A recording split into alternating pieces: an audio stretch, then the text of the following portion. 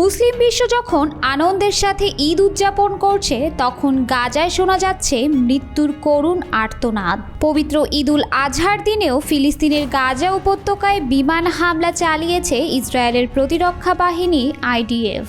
এতে নিহত হয়েছেন অন্তত 42 জন ফিলিস্তিনি। ঈদের নামাজ শেষে বাহারি খাবার নিয়ে ব্যস্ত থাকার কথা থাকলেও গাজায় খাবারের তীব্র অভাবে পেটে পাথর বাঁধতে হচ্ছে শিশুদেরও। কারণ গাজাবাসীর ঈদের সকালে ঘুম ভেঙেছে বোমার শব্দে। মৃত্যু ভয় নিয়েই তারা পালন করছেন পবিত্র ঈদ। ঈদের আনন্দের দিনেও গাজায় মারা গেছেন 42 ফিলিস্তিনি।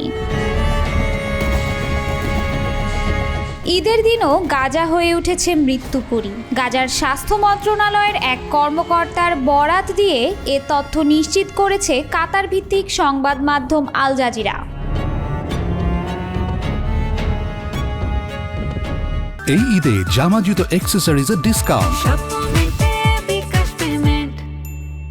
মধ্যপ্রাচ্য অঞ্চলে ঈদুল আজহা উদযাপিত হয়েছে গত 6 জানুয়ারি। গাজার স্বাস্থ্য মন্ত্রণালয়ের ওই কর্মকর্তা জানিয়েছেন, 6 জানুয়ারি শুক্রবার দিনভর গাজার বিভিন্ন এলাকায় গোলাবর্ষণ করেছে ইসরায়েলের বিমান বাহিনী। গাজার স্বাস্থ্য কর্তৃপক্ষ জানিয়েছে, শুক্রবার দক্ষিণাঞ্চলীয় শহর খান ইউনিসে নিহত 16 জনের মৃতদেহ নগরীর আল নাসের হাসপাতালে নিয়ে আসা হয়। গাজার উত্তরাঞ্চলে নিহত আরও 16 জনের মৃতদেহ নেওয়া হয় আল শিফা হাসপাতালে। গাজা সিটিতে নিহত 5 জনের মৃতদেহ নগরের আল আহলে ব্যাপটিস্ট হাসপাতালে নেওয়া হয়। আর দাইর আল বালাহ শহরে নিহত আরও 5 জনের মৃতদেহ নেওয়া হয় আল আকসা শহীদ হাসপাতালে।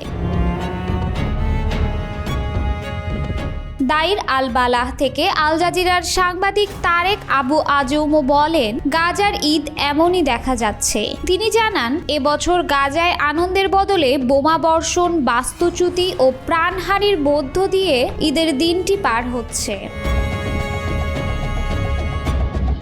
এদিকে বৃহস্পতিবার আল আহলি হাসপাতালে ইসরায়েলি ড্রোন হামলায় গুরুতর আহত এক সাংবাদিক শুক্রবার চিকিৎসারত অবস্থায় মারা গেছেন। এ নিয়ে যুদ্ধ শুরুর পর থেকে গাজায় নিহত সাংবাদিকের সংখ্যা 226 জনে দাঁড়িয়েছে বলে গাজা সরকারের গণমাধ্যম দপ্তর জানিয়েছে।